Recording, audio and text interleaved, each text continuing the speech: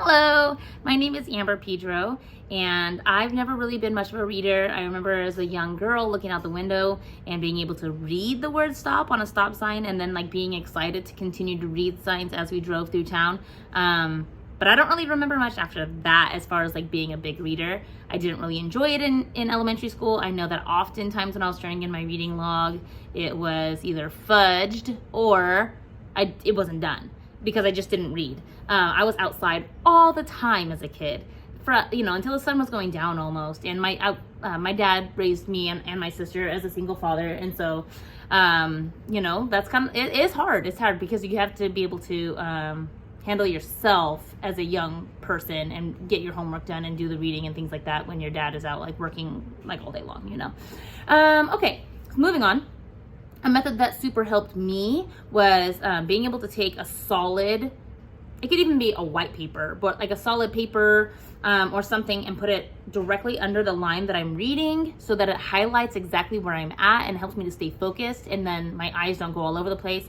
I know that there's a bookmarks for dyslexia, students that has a dyslexia, it'll be solid on the top and solid on the bottom with a highlighted like cellophane or whatever in the middle, and then the color can kind of help with that too. And so I think it kind of helps with like blocking out, like this is all we're looking at right now. So that's a good thing that kind of helped me when I was a student, I remember.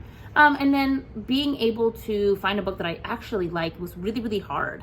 And so that is something that I'm hoping to offer my students as well. So just like offering them a bunch of different coping skills and seeing what works, but maybe like working through them as a class, and that kind of a thing. Another, based on my experience, also being able to have a familiarity of words helps to build self-esteem when you're a reader. And so that is something that I wanted to, like in my next year, I want to put vocabulary regularly into the school curriculum, the weekly curriculum, the monthly curriculum, whatever. Because I know that even if you can't spell it completely, being able to know what a word is and what it means makes you feel good, especially when you're coming across something in a book. But a lot of times, especially with students now who are like on their phones, on their Chromebooks, and just constantly being able to have a quick attention switch, I think that it's really rare anymore for a student to say, I don't know, or an adult even, I don't know what that word is. I'm going to either highlight it and come back to it and look it up, or I'm going to stop and look it up right now and then like understand in the context what this word means. So I want to build that in more as well. So those are the things that I want to build into my class and next year. And then when I was a freshman in high school, I remember taking a creative writing class. I really like creative writing. It's something that's really fun for me. And then we ended up reading some different books that it helped me to see the different perspectives of the writing process. But one book that I really enjoyed was Tuesdays with Morrie. It's a tearjerker, but it will make you feel so good, and it just helps you to appreciate life. So Tuesdays with Morrie was written by Mitch Albom. I don't really know if that's how you say his last name, but it looks good. Albom. Albom, right?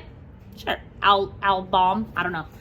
Okay. And the information, including the author, the illustrator, the plot, and the key details. This is all about slowing down and appreciating the beauty of life. This student, this older individual, goes to this professor's house as he has cancer and he's dying, and he teaches him every week on Tuesday about life and appreciating life and the beauty of life and different memories and just like the different aspects, and it's just really beautiful. And it's all about how this man went to Morrie's house on Tuesdays and learned about him and learned about life and learned about love and grace and mercy and forgiveness and beauty and all of these things. And so I really like that. And it's like everyone can appreciate it, right? My favorite part are the stories from Morrie, because they just make me giggle and smile, and like I'm just so happy because it's so beautiful looking at life through someone else's eyes, right?